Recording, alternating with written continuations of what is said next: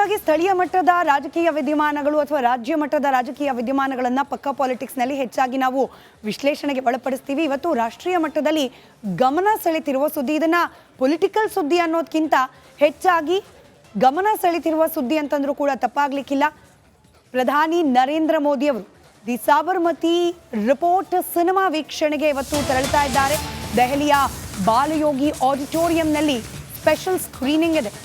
ಗೋಧ್ರಾ ಗಲಭೆಯ ನೈಜ ಕಥೆಯನ್ನ ಆಧರಿಸಿ ತಯಾರಾದ ಚಿತ್ರ ಇದು, ದಿ ಸಾಬರ್ಮತಿ ರಿಪೋರ್ಟ್. ಈ ಸಿನಿಮಾ ವೀಕ್ಷಣೆಗೆ ಇದೀಗ ಪ್ರಧಾನಿ ನರೇಂದ್ರ ಮೋದಿ ಅವರು ತೆರಳುತ್ತಾ ಇದ್ದಾರೆ.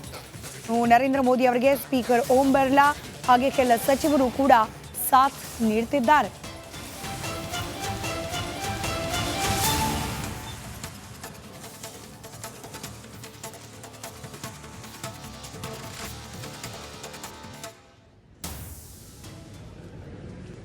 ದೃಶ್ಯದಲ್ಲಿ ಗಮನಿಸ್ತಾ ಇದ್ದೀರಿ, ನರೇಂದ್ರ ಮೋದಿ ಅವರು ಇದೀಗ ಸಾಬರ್ಮತಿ ಸಿನಿಮಾ ನೋಡುವ ಸಲುವಾಗಿ ಆಡಿಟೋರಿಯಂಗೆ ತೆರಳುತ್ತಾ ಇರುವ ಸಂದರ್ಭದ ದೃಶ್ಯ ಇದು. ಸ್ಪೆಷಲ್ ಸ್ಕ್ರೀನಿಂಗ್ ನರೇಂದ್ರ ಮೋದಿ ಅವರ ಸಲುವಾಗಿ ಹಮ್ಮಿಕೊಳ್ಳಲಾಗಿದೆ. ದೆಹಲಿಯ ಬಾಲಯೋಗಿ ಆಡಿಟೋರಿಯಂನ ದೃಶ್ಯಗಳನ್ನು ಗಮನಿಸ್ತಾ ಇದ್ದೀರಿ. ಸ್ಪೀಕರ್ ಓಂ ಬಿರ್ಲಾ ಸೇರಿದಂತೆ ಸಚಿವ ಸಂಪುಟದ ಕೆಲ ಸಹೋದ್ಯೋಗಿಗಳು ಕೂಡ ನರೇಂದ್ರ ಮೋದಿ ಅವರಿಗೆ ಇವತ್ತು ಈ ಸಿನಿಮಾ ವೀಕ್ಷಣೆಯಲ್ಲಿ ಸಾಥ್ ನೀಡ್ತಾ ಇದ್ದಾರೆ.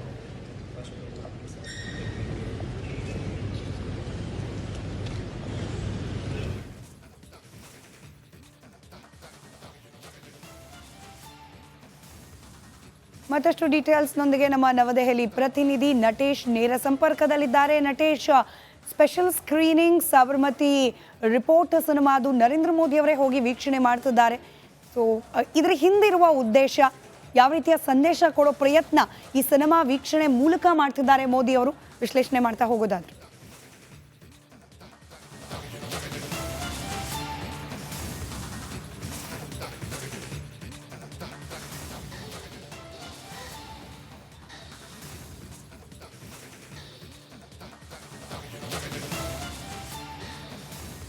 ಸ್ಮಿತಾ, ಖಂಡಿತ ಏನು ಗುಜರಾತ್ನ ಏನು ಗೋಧ್ರಾದಲ್ಲಿ ನಡೆದಂಥ ಘಟನೆ ಏನಿದೆ, ಇದು ನಿಜಕ್ಕೂ ಆ ಸಂದರ್ಭದಲ್ಲಿ ಅಂದರೆ 2002ರಲ್ಲಿ ನಡೆದಂತಹ ರೈಲು ದುರಂತ ಏನಿದೆ, ಈ ಒಂದು ಘಟನೆಗೆ ಸಂಬಂಧಪಟ್ಟಂತೆ ಇದೀಗ ಸಿನಿಮಾ ಕೂಡ ರಿಲೀಸ್ ಆಗಿರುವಂಥದ್ದು. ಆ ಸಿನಿಮಾಗೆ ಈಗಾಗಲೇ ಸಾಕಷ್ಟು ಮೆಚ್ಚುಗೆ ಕೂಡ ವ್ಯಕ್ತ ಆಗ್ತಾ ಇರ್ತಕ್ಕಂಥದ್ದು. ಅಂದರೆ ದಿ ಸಾಬರ್ಮತಿ ರಿಪೋರ್ಟ್ ಸಿನಿಮಾ ಏನಿದೆ, ಈ ಸಿನಿಮಾದಲ್ಲಿ ಕಂಪ್ಲೀಟ್ ಆಗಿ ಅಂದರೆ ಗೋಧ್ರಾದಲ್ಲಿ ನಡೆದಂತಹ ಅಂದರೆ 2002ರಲ್ಲಿ ನಡೆದಂತಹ ರೈಲು ದುರಂತ, ಆ ದುರಂತದಲ್ಲಿ 59 ಜನ ಸಾವನ್ನಪ್ತಾರೆ. ಅಂದರೆ ಮಕ್ಕಳಿರ್ಬೋದು, ಹಾಗೆಯೇ ಮಹಿಳೆಯರಿರ್ಬೋದು ಹಾಗೂ ಪುರುಷರು ಸೇರಿದಂತೆ 59 ಜನ ಸಾವನ್ನಪ್ಪಿರುವಂಥದ್ದು.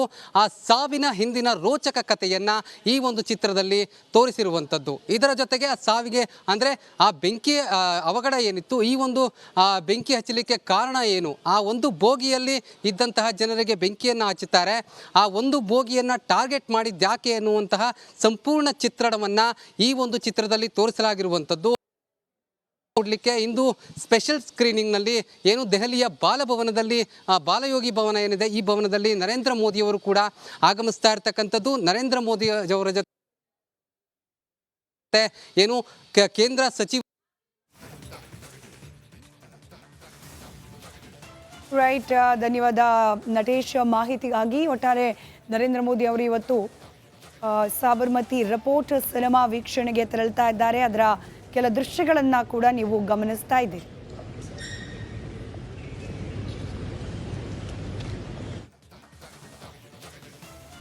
ಕಾಲ ಗಮನಿಸ್ತಾ ಹೋಗೋಣ, ಶುರು ಮಾಡೋಣ ಇವತ್ತಿನ ಪಕ್ಕಾ ಪಾಲಿಟಿಕ್ಸ್ ಅನ್ನ ರಾಜಕೀಯ ವಿದ್ಯಮಾನಗಳ ಪೈಕಿ ಅತಿ ದೊಡ್ಡ ಸುದ್ದಿಯ ಮೂಲಕ.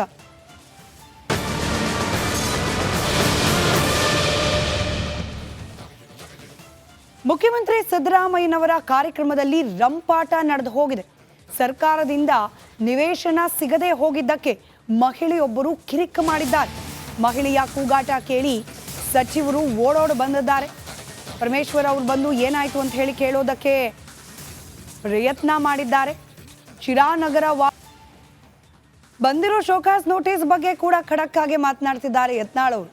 ಶೋಕಾಸ್ ನೋಟಿಸ್ ಡ್ಯೂಪ್ಲಿಕೇಟ್ ಇರಬಹುದು, ವಿಜಯೇಂದ್ರ ಅವರೇ ಕೊಡಿಸಿರಬಹುದು, ನನಗೇನು ಹೈಕಮಾಂಡ್ ನಾಯಕರಿಂದ ನೇರವಾಗಿ ಬಂದಿಲ್ಲ, ಶಿಸ್ತು ಸಮಿತಿಯಿಂದಾನು ನೇರವಾಗಿ ಬಂದಿಲ್ಲ, ಮಾಧ್ಯಮಗಳಲ್ಲಿ ನೋಡಿದೆ ಅಷ್ಟೇ, ನನಗೆ ಬರಲಿ ಆಮೇಲೆ ನೋಡ್ತೀನಿ ಅನ್ನೋ ಆಟಿಟ್ಯೂಡ್ನಲ್ಲೇ ಮುಂದುವರಿತಾ ಇದ್ದಾರೆ ಯತ್ನಾಳ್ ಅವರು.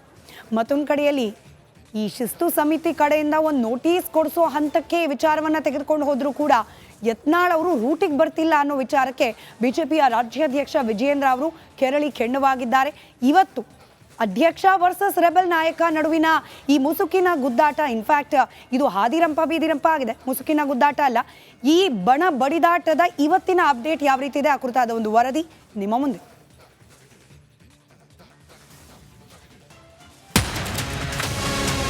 ಏನು ಹೇಳ್ಬೇಕಾಗಿತ್ತು ವಿಜೇಂದ್ರ? ನಾನು ತೆಗಿತಾ ಇದ್ದಾರೆ ಅವ್ರ ಅಪ್ಪನಾಗ ಹೇಳ್ಬೇಕಾಗಿತ್ತ? ನಾ ಮತ್ತೆ ಕಾನ್ಫಿಡೆಂಟ್ ಆಗಿ ಬಿಜೆಪಿಯಲ್ಲಿ ಯತ್ನಾಳ್ ವರ್ಸಸ್ ವಿಜಯೇಂದ್ರ ವಾರ್. ನೋಟಿಸ್ಗೂ ಹಿಂದೂ ಹುಲಿ ಡೋಂಟ್ ಕೇರ್.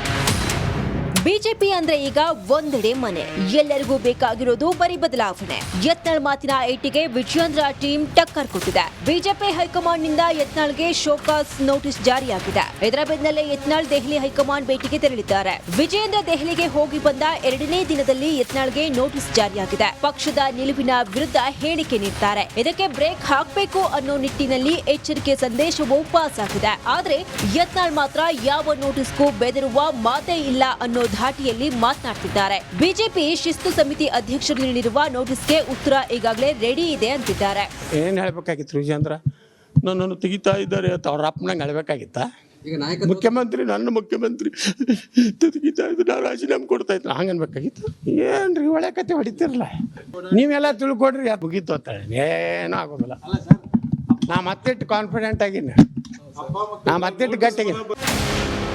ಬಿಜೆಪಿಯಲ್ಲಿ ಎಲ್ಲವೂ ನೆಟ್ಟಗಿಲ್ಲ ಅನ್ನುವಾಗಲೇ ಬೆಳಗಾವಿಯಲ್ಲಿ ಶಾಸಕಾಂಗ ಸಭೆಗೆ ಮುಹೂರ್ತ ಫಿಕ್ಸ್ ಆಗಿದೆ. ಡಿಸೆಂಬರ್ 9ರಂದು ಚಳಿಗಾಲ ಅಧಿವೇಶನ ಆರಂಭಕ್ಕೂ ಮೊದಲು ಬಿಜೆಪಿ ಶಾಸಕಾಂಗ ಸಭೆ ನಡೆಯಲಿದೆ. ಈ ಮೀಟಿಂಗ್ ಸಾಕಷ್ಟು ಕುತೂಹಲವನ್ನ ಕೆರಳಿಸಿದೆ.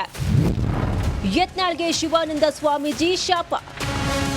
ಇನ್ನು ಬಸವಣ್ಣನವರ ಬಗ್ಗೆ ಮಾತನಾಡಿರುವ ಶಾಸಕ ಯತ್ನಾಳ್ ವಿರುದ್ಧ ಶಿವಾನಂದ ಸ್ವಾಮೀಜಿ ಬೆಂಕಿ ಉಗುಳಿದ್ರು. ಕ್ಷಮೆ ಕೇಳಲಿಲ್ಲ ಅಂದ್ರೆ ಮುಂದಿನ ಬಾರಿ ಯತ್ನಾಳ್ ಗೆಲ್ಲೋದೇ ಇಲ್ಲ ಅಂತ ಶಾಪ ಹಾಕಿದ್ರು. ದಯಮಾಡಿ ಅಂತ ಕೇಳಿದಾಗ ಆ ಯತ್ನಾಳರಲ್ಲಿ ವಿನಂತಿ ಮಾಡ್ಕೊಳ್ತಿದ್ದೇನೆ, ನೀನು ತೀವ್ರವಾಗಿ ಏನು ಕೇಳಿದಾಗ ನೀನು ಮಾತಾಡೋ ಖಂಡಿಸ್ತಿದ್ದೇವೆ, ಅದನ್ನ ವಾಪಸ್ ತಗೋಬೇಕು. ದಯಮಾಡಿ ವಾಪಸ್ ತಕೊಂಡ್ರೆ ಮುಂದೆ ನೀ ಆರಿಸಿ ಬರ್ತಿಲ್ಲ, ಹತ್ರ ಬಿದ್ದು ಹೋಗ್ತಿಲ್ಲ ನೋಡ್ಬೇಕಾದ್ರೆ ನಾನು ಈ ಮಾತನ್ನ ಚಾಲೆಂಜ್ ಕೊಟ್ಟು ಹೇಳ್ತಿದ್ದೇನೆ.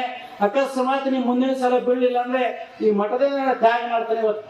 ಯಾಕಂದ್ರೆ ಜನ ಏನ್ ಮಾಡ್ತಾರೆ ಅಂದ್ರೆ ನೀನು ಬಹಿಷ್ಕಾರ ಮಾಡ್ತಿದ್ದಾರೆ.